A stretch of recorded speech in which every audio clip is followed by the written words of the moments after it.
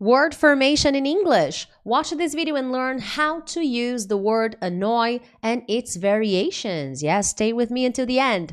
If you don't know me very well, hello, I'm Teacher Prix, and I'm going to help you talk to anyone, anywhere, anytime in English. Make sure to subscribe to my channel, yes, because every week I post different kinds of English videos to help you become a better and more confident English speaker. So yes, and I appreciate if you smash the like button, y'all. Now, guys, word formation. This is a very important video, okay? It's the number 8 here on my channel. I decided to create this series because here on my channel, maybe you don't know me so well, but I help intermediate students, pre-intermediate and intermediate students. My goal is to make you go from stuck to speaking in 6 months. And I know that's possible at this level. And here, guys, it is essential to pay attention to the words you use when speaking in English. And a common mistake students at this level make is connected to the type of word. That's why I created the series, okay? Because, you know, this is the types of words that students confuse the most are nouns, verbs, adjectives, and adverbs. There are other types of words. These are the most important ones, and this is where students struggle with. You know, they don't know how to put them together. They use one instead of the other. This is something that I correct all the time with my students in my academy. In my program, my students are always posting examples, creating examples with new words, verbs, nouns, adjectives, phrasal verbs. And that way I'm able to give them feedback because this is a super common mistake that you can easily eliminate with the right practice. And this video is very helpful because I will show you variations of the word annoy. And this will be a great way for you to start working on different types of words. And annoy is a very common word. If you pay attention to the previous videos I made, they were also very common. So, the verb, okay? The verb annoy, okay? So here you have the pronunciation, annoy. And what is that supposed to mean? So here it's an action. So verbs are actions. So be careful about the way you put the verb annoy in a sentence. Typically, you need a subject and then a verb. What is a subject? It could be a pronoun, you, I, he, she, they, but it could be another word like a noun. The student, the cafeteria, the board of directors, that's a noun, even though it's a combination of words. So pay attention to that. I teach my students in my program about the importance of types of words. So here, to annoy. In a nutshell, to make someone angry. Not very angry, but a little angry, okay? Slightly. Slightly is an adverb. It means a little. So if I say I am annoying you, if I say I annoy you, it means I make you angry. Not very much. Not to the point of, oh, let me get out of here. I'm going to break this stuff. No, no, no. Okay? Just a little. Just a tad. Okay? So here, take a look at the example. It really annoys me when people chew with their mouth open.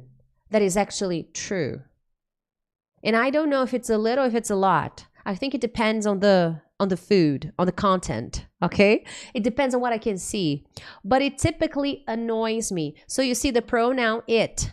It annoys me. You will not see a verb completely alone, okay? If it's working as a verb, if it's working as an action. So it annoys me when people chew with their mouth open. It really bothers me, okay? Bother is a nice verb here. It bothers me, makes me a little annoyed. Now, another example, ignore Peter.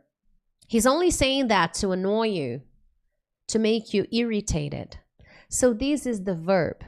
Now let's take a look at another word that is a variation, that is a formation of the word annoy. So there are variations. And this is where students get confused, okay? Annoying, that's an adjective. Oh, but teacher Prix, it's the gerund, ing. Very well. Depending on the context, this can be a verb. But in many cases, it's going to be an adjective. In what situations this is going to be a verb? I am annoying you. So I have the verb to be, am, and then I have annoying in the ing. That's the present continuous. By the way, we'll talk about this tomorrow here on my channel. There's another video coming up. So I am annoying. Oh, she's annoying me with that sound. Maybe my sister is playing music. She's listening to loud music. So I'm telling you right now, she is annoying me with that music. Can you turn it down a little? That song is annoying me. So in this case, it's a verb. But here, I can also use annoying as an adjective. And annoying is something, and here's a synonym, that is irritating.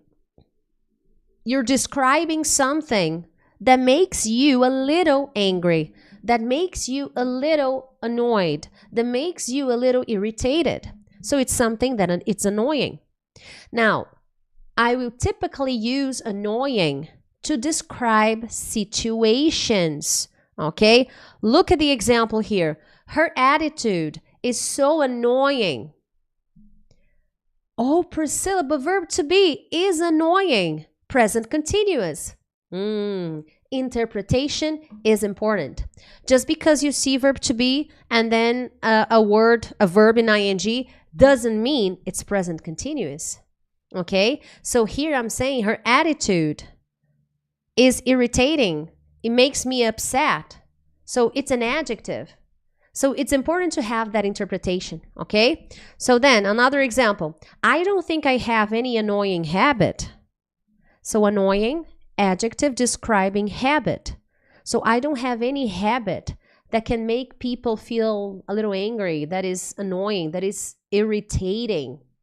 Let me see. To some people, singing while I talk can be irritating, can be annoying. I don't know about you, okay? But to me, it's not. But to some people, I know that, oh, her singing is so annoying. Oh my God, her singing habit is annoying. Or maybe you have a friend that can't stop fidgeting. They can't stop moving, fidgeting. So that's annoying. That's a habit, an annoying habit. Do you have any annoying habit? I am curious. Let me know in the comments what your annoying habit is. And if you're not sure, ask a friend. Hey, do I have any annoying habit? Yes, you do. This. Ask a friend. They will tell you. A good friend will tell you. Moving on. Annoyed. Now, guys, there's a letter E missing over there, but we keep going. Annoyed. Now here, guys, this is also an adjective, but I am describing a person. I will not describe a habit anymore because a habit is something.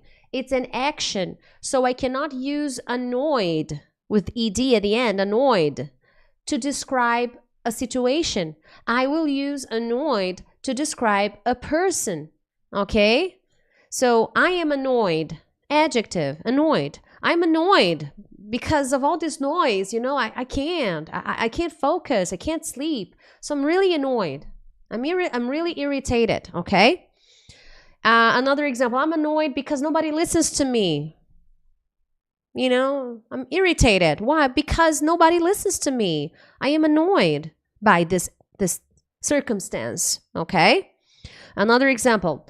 Maybe a mother going home after a long day, and then she gets home. Picture this.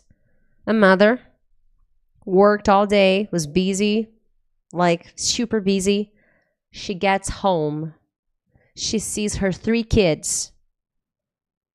The house is upside down. The house is a mess. Then she talks to her husband later on. I would use other words. I don't think I would use annoyed. But she was annoyed. I was annoyed to see the house a complete mess. I asked the kids to put their toys away, but they never listened to me. Does that happen to you? Has this ever happened to you as a mother? I don't know. I don't have kids, so I'm not sure, okay?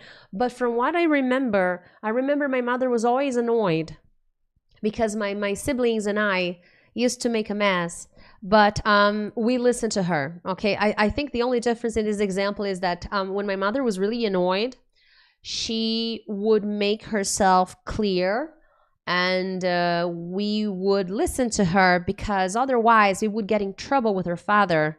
So whenever a mother was too annoyed, we got in trouble, okay? Seriously, Huh. Anyway, now guys, ing and ed. This is an observation I want to make. Okay, I have videos here on my channel where I talk about ed and ing adjectives, but annoying, even though I use to describe situations, I can also use annoying to describe someone. But there's a difference when I say I am annoyed. Excuse me, I'm annoyed, or when I say I'm annoying, okay? So when I describe someone, oh, he is annoyed, he's irritated, it's temporarily, okay? Something happened and now this person is annoyed, is irritated, a little angry.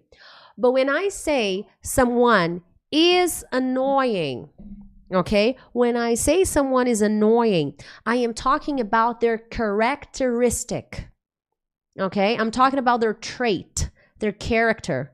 Oh, Lisa? Oh, no, she's so annoying. I can't work with her. Please find me another partner.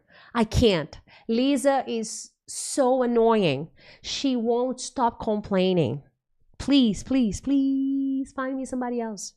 So you see the difference. Could I use annoyed here? Oh, Lisa is so annoyed. No, it doesn't work because I'm describing her characteristic, okay? Her trait. Now, does this work to all adjectives in ing and ed? No, okay?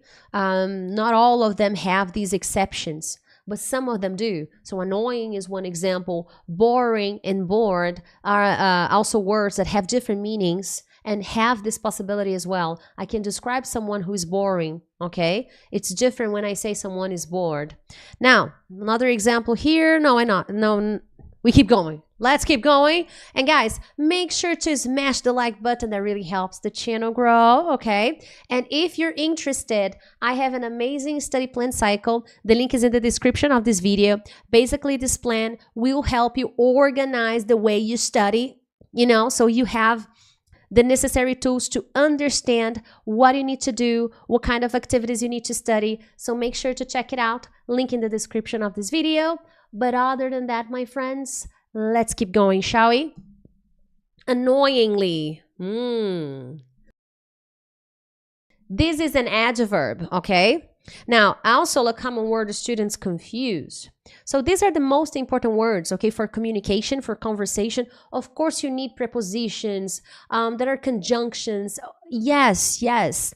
But at the end of the day, if you use verbs, nouns, adjectives, and adverbs incorrectly, it'll be so difficult for a native speaker to understand. So keep that in mind, okay? So an adverb describes an action and also an adjective. So I can use an adverb to describe an action in more detail, or I can also use an adverb to describe an adjective in more detail. And I will show you here, okay? Annoyingly, so it's in an irritating way. So in a way that makes you feel slightly angry, okay? The situation. So I'm describing something that makes you a little annoyed. The way something happens is irritating, okay? So that's the idea of annoyingly. Annoyingly. And it's a common adverb, okay? I'm telling you, it is a good one. Now, look at the example. This movie, let's picture this. Remove annoyingly. The movie was long. Oh, my God, Priscilla, the movie was long. Now, I'm going to add something, a special touch to make you more advanced. Oh, that movie was annoyingly long. Ah, wow. You do that, you're good to go. So that movie was annoyingly long. So was long, but in an irritating way. That's what I mean. And in this case, annoyingly is describing long, okay? Annoyingly long. It was not only long, but it was long in a way that made me upset, that made me irritated, okay? That's the idea. Another example, his lecture was annoyingly repetitive. So let's say I went to a lecture, okay? And then there I am in the lecture, participating, taking notes and trying, yada, yada, yada. Oh, at the end of the lecture, I'm talking to my colleagues and I'm like, wow, that was annoyingly repetitive. I don't know what happened to him. You know, he's usually really good at this subject, but today he was just bad, you know, annoyingly repetitive. So I like this adverb.